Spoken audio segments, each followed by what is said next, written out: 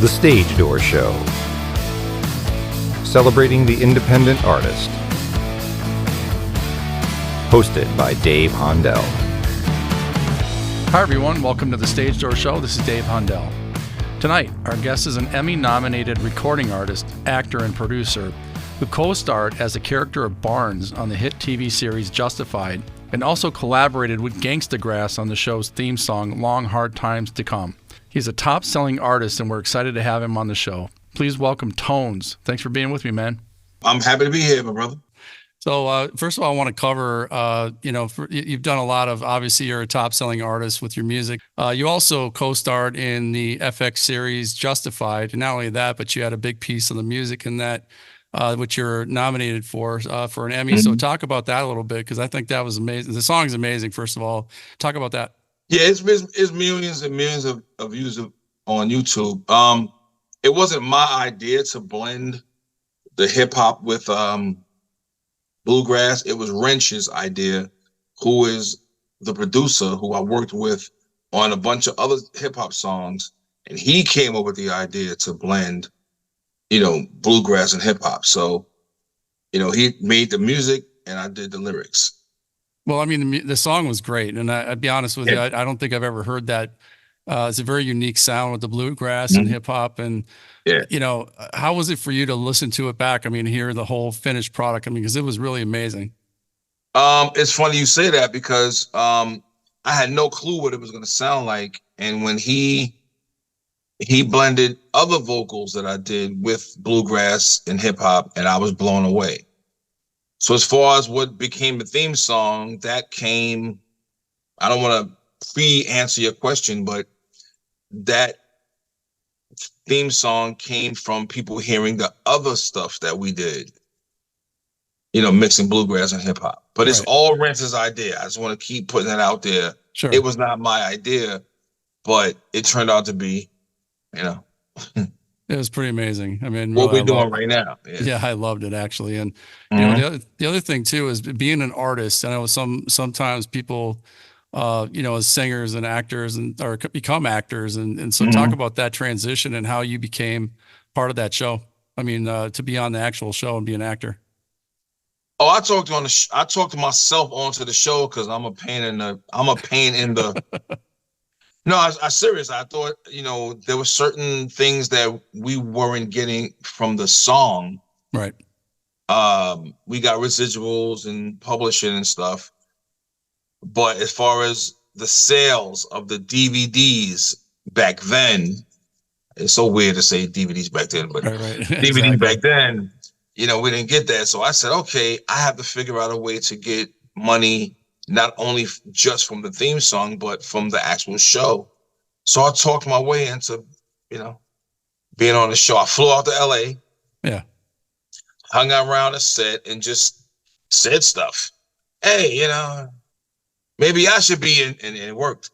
Wow, that's cool. Yeah, no, you did a great job. And I mean, did you kind of catch the acting bug from that? Is this something you want to do more of? I caught the acting flu. It wasn't the bug. It was 9,000 locusts with vampire teeth. Yes. But yeah, no, I kind of always wanted to do that. But once I got it with the Justified, I was like, oh man, I got to be in more movies. And that's why I've been,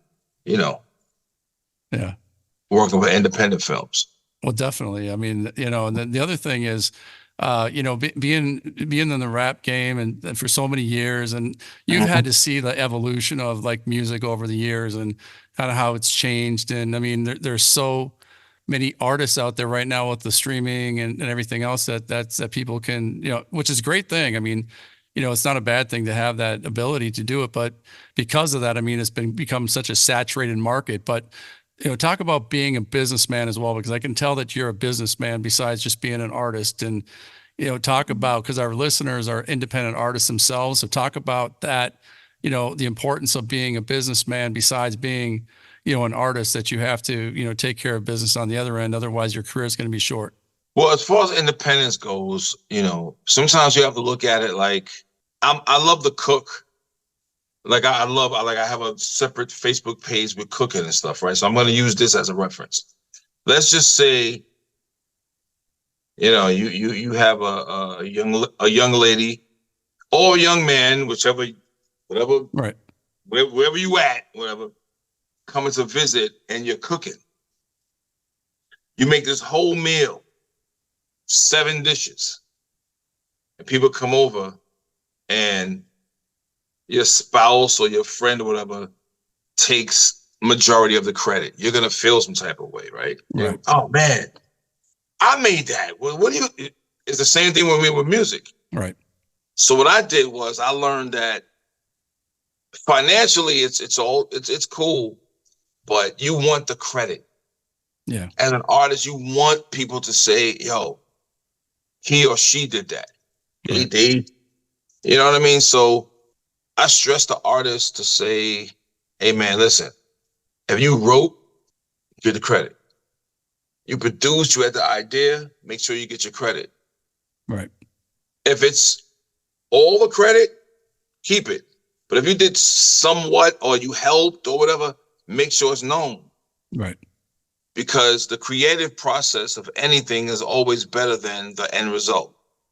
Yeah. Which may sound weird to people like, oh no, I want to see the house I built. Nah. When you look back on a documentary of you building the house, you're going to remember all that fun stuff and all the amazing stuff that happened while you were it's the journey. building that house. Right. Right. So, yeah. Yeah. And then the other thing is collaboration, because I know you collaborate with a lot of different people, and, you know, Yes. which is also, I think, important as an artist, because not only can you keep your fan base, but you're crossing over to other fan bases too that might not know as much about you if they're not listening to you as much. And so when you come into that type of realm where you're featured on something or you collaborate with somebody, even if it's not even your genre, you know, that's also something I think as an artist has got to be fulfilling. That's a fact. Yeah. Yeah. I mean, you know, I work with because I'm a fan of all kinds of music outside of hip hop. So when I work with legends or it could be Joe Schmo Right. playing a guitar. You know, I appreciate the music part of what that person's doing. It's not like, oh, you playing the guitar? That's not hip hop. No, it is hip hop. Right. Or I'll say it's music. And so I connect with that person. So you're right. Yeah. It's not just about me giving love to someone who's doing the same thing that I'm doing. It's like, you know what? You know what I mean? Like, you're a lover of music, so am I. Yeah. Well, I saw a video with Colt Ford and Rizzy Myers that you did called Mugshot. Yeah. Mugshot. So again, that was a great collaboration and somebody outside of the genre that you normally perform in. So I thought that was an incredible. And I think just for our listeners, I think like I said, I'm just going to restate this, that it's important to collaborate and reinvent yourself as an artist, because if you're stale and you're stagnant in one particular, you know, genre or in one style, I think it's really hurting your career. And I think it helps market you as well. Like I said, you know, you kind of branch out into other genres, and now Colt Ford fans know about, you know, T.O.N.E-z as well, right? Yes, sir.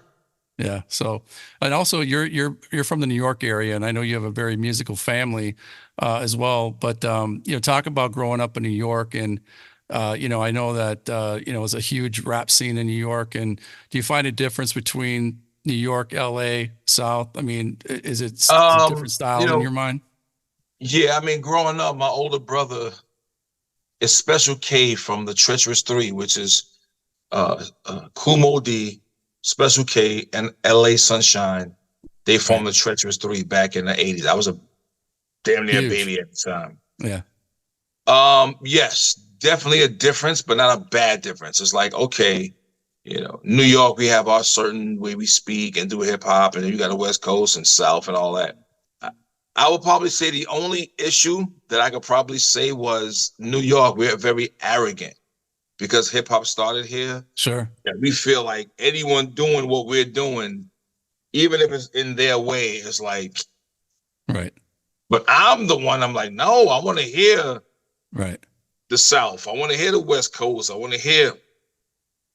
So, you know, as far as just hip hop is concerned, I'm the let everybody in. Sure. Who loves the culture, who loves what we do. You know what I mean? So, yeah, started with my older brother doing it, and now well, not now, but then I started doing it, Right. and I'm And you still find here. the audiences are different in New York than they are elsewhere, like more critical maybe of the, Yeah, yeah, that's kind of what I New thought. York is Yeah. way more critical. Like, Yeah. I'm not saying that outside of New York people are soft and they're just gonna Right. show love even if they hate you. Don't get me wrong. If there's people outside of New York that don't like you, you'll know they don't like you. Right. The difference is New York will boo you at the venue, and then afterwards, outside in the parking lot, say, "Yo, you sucked, yo. They'll I tell you want the you to know truth. you were horrible." And Yeah. you over there going, "But damn, man, I was just nah, man, you're terrible." That's the difference. Right. And New York Yeah. will remind you in case you forgot how bad you were. So is there a favorite place you've ever performed in the country? I really like downtown Manhattan in New York, and I'm not just saying that because I'm from New York. Right. And that there, Pennsylvania, but Salt Lake City was real cool. Yeah. I really like, yeah, I like Salt Lake City. Really? Salt Lake City was, yeah, I know, right? You probably like Salt Lake City. I thought you were gonna say Chicago, like nah, Yeah, something like Chicago that, was cool, right? but nah, Salt Lake City, I really liked it there. Yeah. Yeah. So, what kind of like as far as venue goes, do you like the smaller, more intimate venues, or do you like more of the bigger, kind of Smaller, arena style venues? smaller, Smaller? Yeah. definitely, yeah, yeah. More intimate? Yeah. That's Even if I could sell out 18 stadiums, right. I'll sell the stadiums out, but I would always love to do the small, intimate ones. Yeah, because I interview a lot of artists, and a lot of the artists will say that they like to see the expressions on the faces in the crowd. And sometimes in those big arenas, it's almost like you're up there by yourself. It's almost like a sea of people. But then when you're in smaller venues, it's more of a connection, I guess, with the people. You find Yeah, that? it is. It is. I agree with that. Yeah. You can feel in close proximity. You could see reactions of people. Yeah. You know what I mean? So I agree with that. Yeah, definitely. Yeah. What kind of person? I mean, who do you want to collaborate with that you haven't already? Is there kind of a dream collaboration that you have? Well, most of them are unfortunately not with us. Yeah. But who's here on the planet? Lenny Kravitz. Wow, really? Yeah. An icon, obviously, and I'd love to see that. Let's put it out to the universe that that's going to happen. Lenny Kravitz, and on vocals, Joan Jett. Oh, really? That's cool. Yeah, I know, right? You probably going. Yeah, exactly. I thought he was gonna say Nas or no. As far as MCs go, we got egos, not egos, but egos. So right. they're all great, but in my mind, I'm good with that. I love that because you're a visionary, and sometimes people get kind of caught into what they're doing right now. They don't think outside of the box, and you definitely seem like an outside of the box thinker. And as an artist, like as far as advice goes to my listeners, talk about that, but also talk about like, how you market yourself. Cause I know you're very active on social media and you're active in everything that you do. And you put a lot of stuff out. I mean, you Google your name and just pages come up, pages upon pages upon pages. Well, cause you're active. So talk about the marketing piece of it. The marketing is as I go on, I learn. Yeah. So nothing was, I've got this 10-year plan. No, I had a 10-second plan and then, learned after that. Yeah. I would probably say if you know yourself, which most people do, but they may not catch on. Right. You know yourself and you know where to place yourself. Yeah. As far as marketing the music, I'm not gonna lie, I latched on to the Gangstagrass, Jusified. Yeah. Because before that, I was an underground MC and I had a nice, decent following. Right. But once all that happened, so I attached myself to that. But for people who don't have that, I know it's gonna sound so cliche, but I know it is, but I'm gonna say it anyway. When I say be yourself, it's like, oh, here we go, be yourself. We heard that a million times, but really be yourself. Yeah. You know what I mean? Because, even though there's nothing new under the sun, there might be things under the sun that we haven't seen. Right. And you might be the person or you might bring something that we've seen, but we're seeing it from your perspective. So as far as like the up and coming words to people, up and coming, I would say, listen, man, be yourself. Yeah. Please don't take this as, I heard this 8,000 times. Listen, be yourself, man. Like, you know what I mean? Like, because you'd be surprised how many people will be like, oh, and it's not about them attaching themselves to your pain or what you heard. It could be, you could be doing a review of a movie on Netflix and say a line and somebody will go, yo, I thought the same. That's why I said, just be yourself. You'd be surprised who will be attracted to that. And then you could share your knowledge and, whatever they may not want anything, but if they do, you have it and you can, share the knowledge with them. That was perfectly said, because I think you can have influences, but that doesn't mean you emulate that person to try to be that person. If you're yourself, right. like you said, you're going to attract people that you don't even realize. It might take a while. Doesn't maybe happen overnight, but eventually people will be attracted to your style and your perspective. Like you said, I think that was well said. Yeah, man.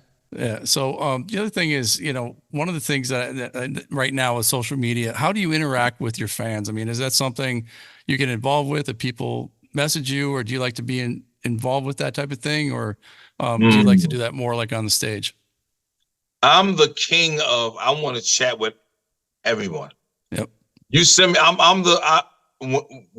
sometimes I'll randomly hit people up. Like I'll see a comment on my artist page, which has close to 100,000 followers. Yep. And I'll randomly see someone and I'll copy their name and I go to my personal page because I read what they put and I'll hit them up. Hey man, thanks. Oh, this is you. They hit me with that kind of thing. I'm like, I'm no one, man. Like I'm like you. Yeah. You know what I'm saying? So I'm very interactive with, I don't even like to call them fans. I like to call them extended family or just people who rock with me, but we're going to say fans. Yeah. For now. Right. You know what I'm saying? But I love it. I think artists should be a lot more one-on-one with their artists if they can. Right. Yeah. And back in the day, they didn't have as abundance of opportunity to do that. But now it's like, it's all over the place. And so I love that. And, what drives you? What drives you in your work? It's going to sound so corny, but I'm going to say it anyway. It's almost like the pain that I've dealt with growing up. Yeah. It drives me. Some people may take their pain and take some pills or go to a psychiatrist and they'll say, hey, use that pain to build a house. But me, I'm like, I don't need to be told that. Right. I know that pain needs to leave me. So if it leaves me in a positive way, great. If it leaves me in a emotional song or poem or something, it's going to go that way. But it does leave me. Yeah. So pain motivates me. Yeah, and I'm guessing that when you make music, whether recording or performing, it's like a release for you. I mean, to kind of get everything out. Yeah. Mm-hmm. Mm-hmm. Yeah. No, that makes sense. And the other thing is, one of the things that I know about music artists and their songs is that you don't realize it, but there's people out there that are having a tough time, just like the words in the song, and they listen to your song, and it might make them stop thinking about doing something to themselves or or hurting somebody, right? I mean, it has a very powerful impact on people, the music. Mm-hmm. That's a fact. Yeah. What's the one venue you haven't done yet or played at yet that you really would love to? I mean, is there one venue? I have no idea because I don't know about venues. And I've played pretty much majority of the United States. There's a few spots that I can't name venues. Right. Yeah. But I could probably say I want to do more Midwest. I did a lot of Midwest, but I want to do more Midwest shows and venues. So what's next for you? I mean, I know you have a new project called Blues, right? Yeah, that's the album I put together. And it's just, I love blending the genres. Because hip hop is, how Bruce Lee described the water, and he said water fits into anything, solid rock. Yep. It's soft, but it could fit up. It's the same thing with music. I feel like hip hop, when it's done properly, can fit into any genre, and my thing is to just blend them all. Yeah. So that this project is a sort of a, not really the bluegrass country hip hop thing that I've already done with Gangstagrass. There's a tiny bit of that in there, but it's more like blues, acoustic, just piano and my vocals. Yeah. You know what I mean? It's trying to blend as many genres as I can. Yeah.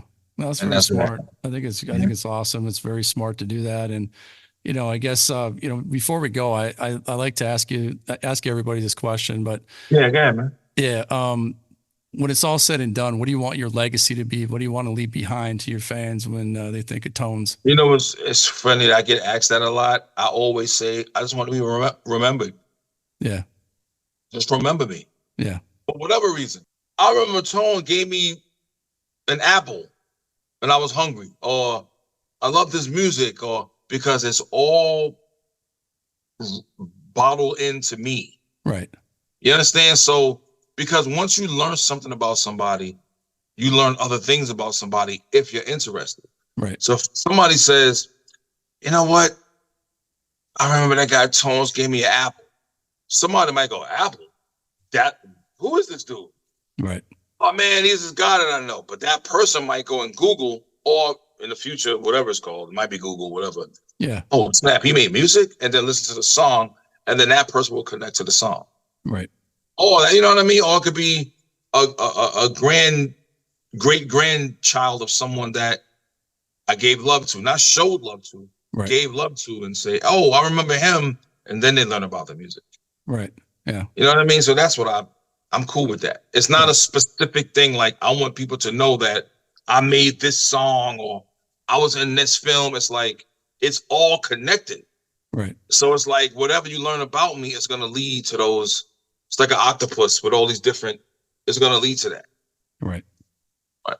Let everybody know where they can find you on the internet, because I know you're really active. But oh man, off the head. Oh Jesus. Or just Google you, right? Yeah, just Google T.O.N.e. And you know what? Anybody that's listening and watching, capitals, or you could be small letters, but it could be T. Dot, was a period. T.O. No, O meaning the letter O, not the number 0. T.O.N.E. / not the small slash, but and a Z. Right. And you'll find a plethora of things. You'll find stuff. Yeah, for sure. Stuff that might make you go, now why did I take my time out to listen to this dude? Or it might go, oh man, I love this guy. So exactly. Yeah. Google it. Well, that was me. I love everything you do, man. Like that. All right. I do.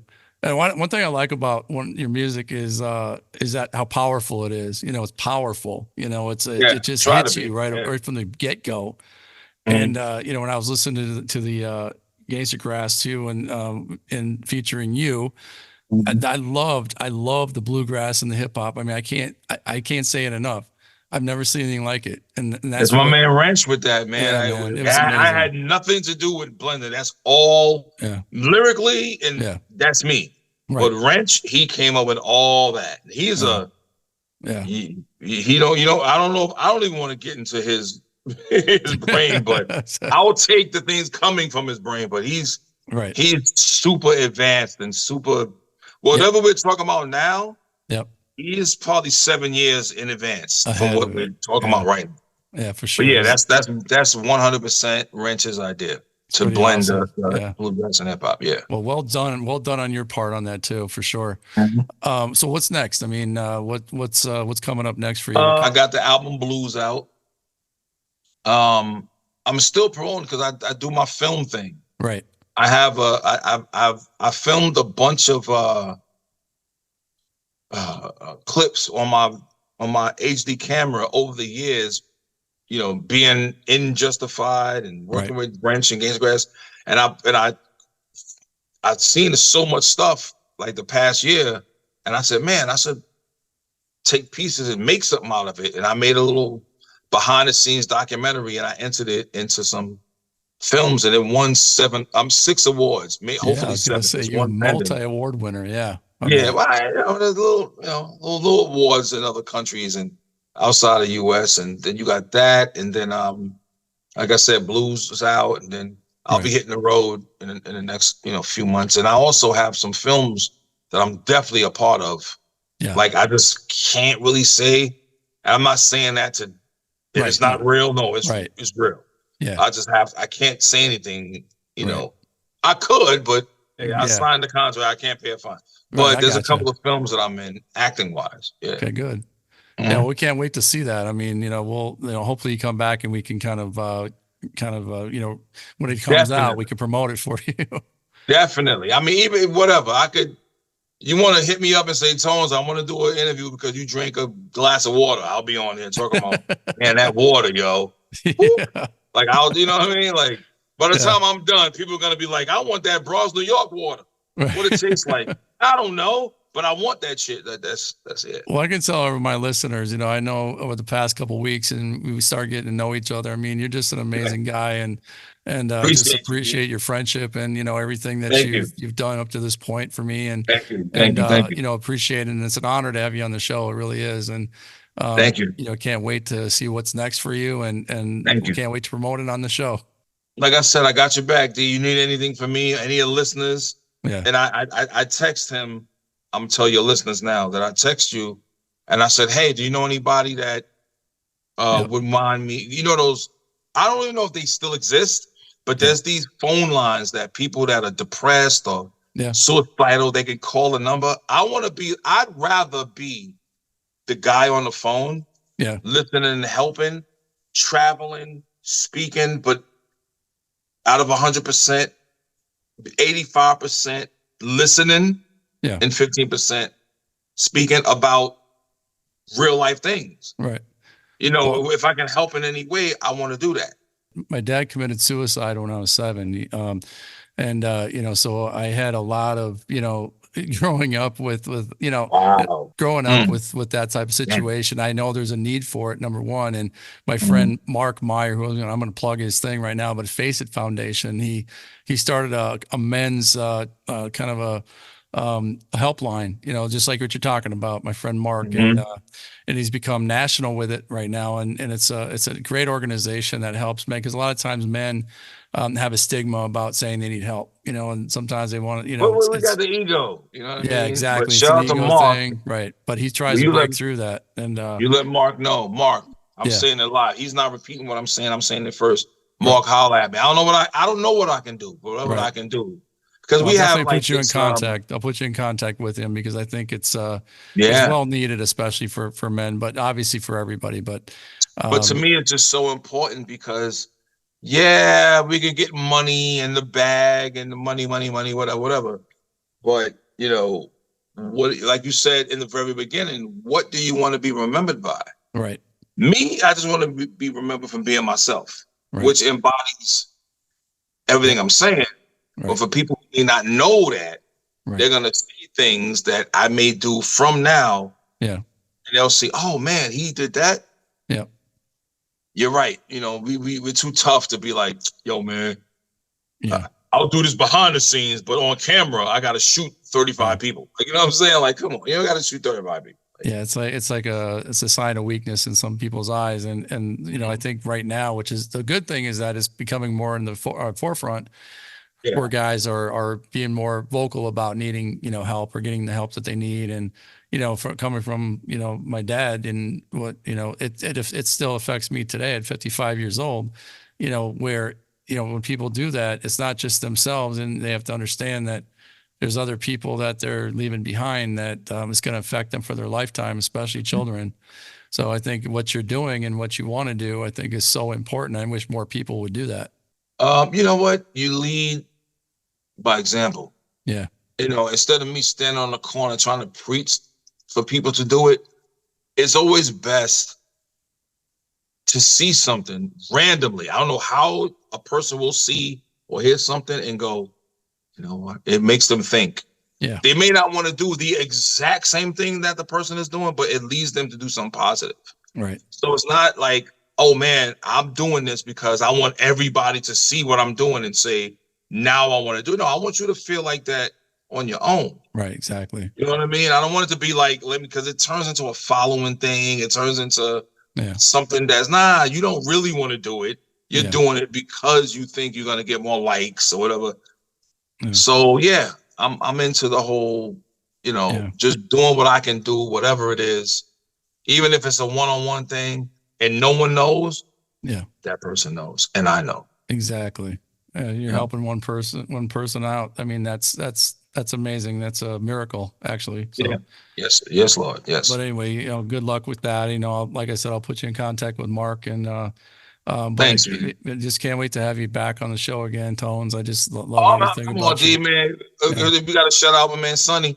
Yeah, we got to shout out, man, the people that made this happen, man. Yeah, we have a mutual friend, Sonny Dion. I've known my man Sonny for years. Yeah, we've did work down, and he was in one of my music videos for BET for T.O.N.e.z. And how about that? Yeah, and he also directed my kids on a lot of musicals and plays. So we've known each other for a long time before he moved out to LA. So shout out to you, Sonny. Thanks for this hookup. Sonny, I love him, man. I got love for him, his wife. Yeah, man. Yeah, that's my guy. Yeah, absolutely. So again, thank you so much. Can't thank you enough, and best of luck to you, and can't wait to chat with you again soon. Yeah, thanks, D, man. And anybody who's listening, it's all love, man. D, I got you all the time. Appreciate it. I'm seriously, you probably go like, yeah, you saying that now. No, I know you do. You're gonna sell 8 million records and not know who I am. No, I got you. No, I know you do. I know you I'm do. real like that. So thank you for having me on your platform.